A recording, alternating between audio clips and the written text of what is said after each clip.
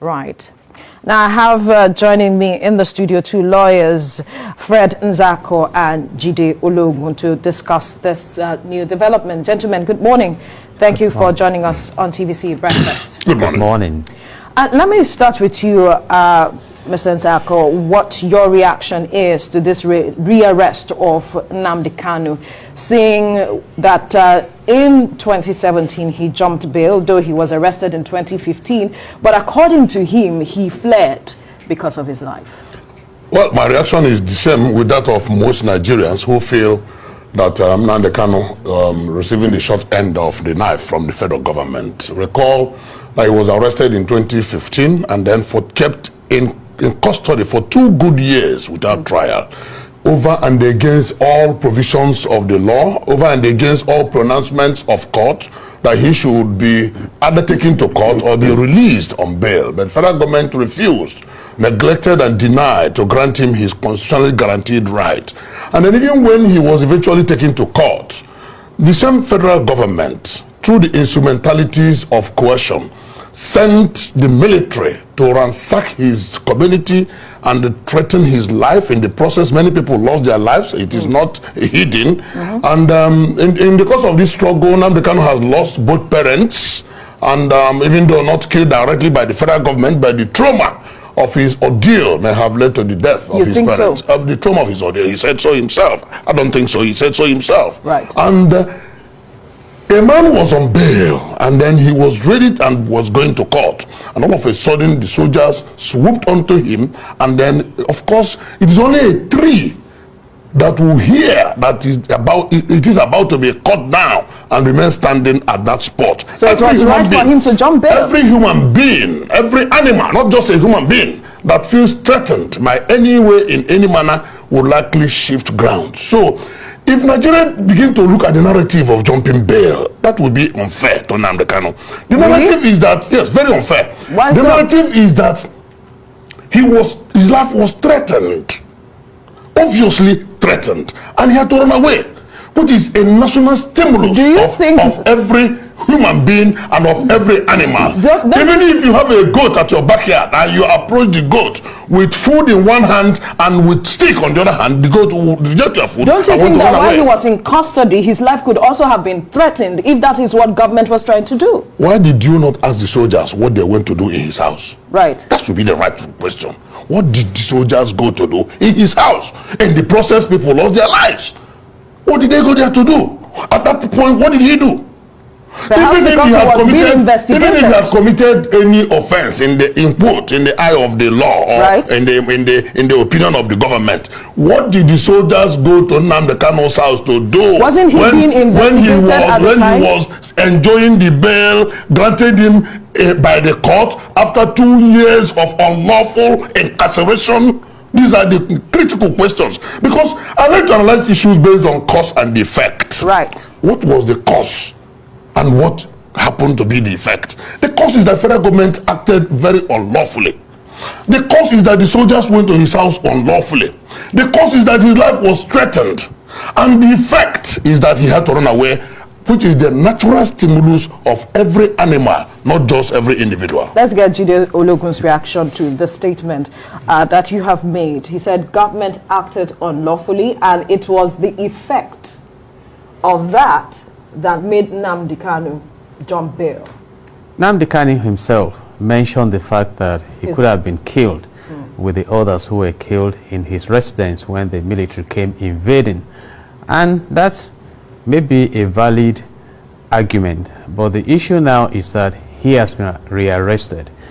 He was going through trial, and if you look at the Constitution of Nigeria, section 36 or section 5 in particular, 1999 as amended, he's entitled to what we call presumption of innocence. There are allegations against him of instigating terrorism, different charges, and unless these allegations are proved beyond all reasonable doubt in the criminal justice value chain, he may not be convicted. So it's now for the government. But my concern really, and my fear, is that with recent developments in the country, for example, the high level of insecurity, wanton destructions in the southeastern part of the country that he is allegedly instigating even from abroad. It may be a tough one, but you know, my concern goes beyond this rearrest of Nnamdi Kanu. What are the issues in the country? Nnamdi Kanu himself was born, I think, September 25, 1967, and that was when the civil war started. That lasted for about 3 years, claiming millions of lives in Nigeria. And the issues that prompted this, we are yet to resolve in Nigeria. And like the Northern Coalition Group is saying, that this Nnamdi Kanu issue may not disappear with the rearrest. Can we look in the direction of referendum? And right now in the country, it's not just about Biafra. Other regions of the country are agitating. And what are these agitations focusing on? The engagement of the commonwealth of this country for the common good of this country. And unless we address this, we'll be arresting and rearresting and, you know, stampeding. That's on one side. On the other side, I think this has punctuate, or rather confirmed, the capacity we talk about of the government to act if they want to act. I have mentioned it when it was time to get Nnamdi Kanu to proscribe IPOB, they acted. When it was time to get him, you know, to make him run away, they acted. Can we, you know, divert the same attention to the bandits, the unknown gunmen, and solve the crisis in this land? And finally, I want to advise this morning that the government should please look in the direction of public relations. The definition of public relations means that, you know, a planned, deliberate and sustained effort to create and sustain mutual understanding between an organization or a country and the publics. So can we come together as a nation, address our issues, rather than all these confrontations that are keeping us in poverty and not allowing us to register our presence in the polity of developed countries? Right, there's something he mentioned that I'd like for you to react to. He said that the agitations, though Nnamdi Kanu may have been rearrested, but that the issues and the agitations, what he's championing, may not go to rest. And the question on the minds of a lot of people is, with the agitations we have seen in the Southeast, would his rearrest actually fuel what we have been seeing in the Southeast? Well, his rearrest will not just fuel it. What will fuel more agitation is if he's not given fair trial. If the people perceive persecution instead of diligent, lawful prosecution and fair trial, then there will likely to be some backlash. My brother and friend Ajide mentioned the issue of referendum. And the question is, why is Nigeria of today shying away from that much needed referendum? On 11th February 1961, there was a referendum to determine the life of the British Cameroon. And in that referendum, the northern British Cameroon decided to go to Nigeria, and the southern British Cameroon decided to go to Cameroon. A lot of issues about religion and the rest played out. On 10th August 1963, Nigeria, this Nigeria that we have today, went into a referendum to determine the life of the old Midwestern region.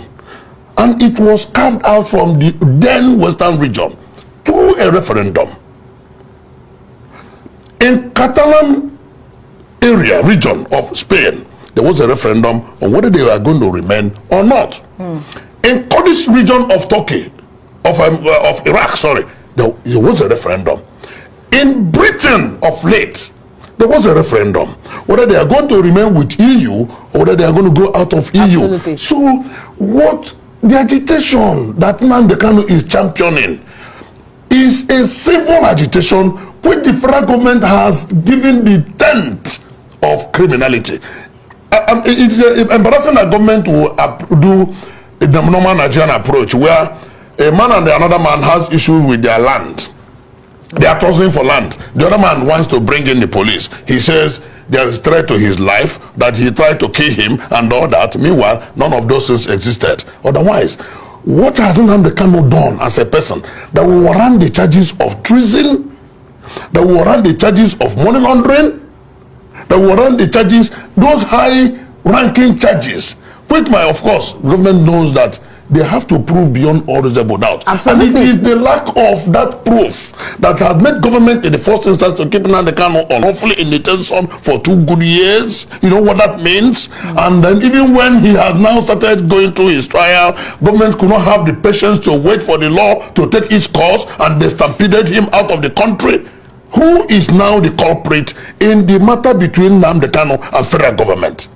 I mean, let's look at issues the way they are, and not just being sentimental about, oh, he's insulting anybody. When has insult become a crime? Right. It is a law of thought.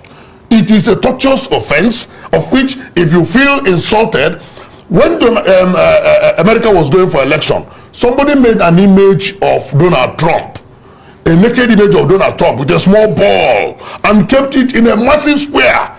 Did you not see it? Had Donald Trump killed him? The problem we have today is that we are not operating democracy. What we have is a civilian rule managed by military hands. And those tenets of democracy are lacking in Nigeria. Otherwise, why would federal government be so sensuous about issues of criticism and issues of civil agitation? What is wrong with that? If we go by way of referendum, if the same government is saying that Nnamdi Kanu has so many followers, does that not tell you something?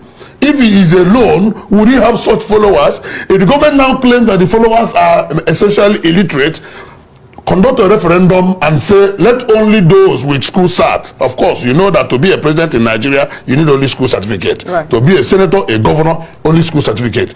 Conduct a referendum and place a benchmark that only those with school certificate would vote in that referendum, and let us see whether Nnamdi Kanu is alone or not. Okay. Government is shying away from the truth, and government is hiding from its shadows.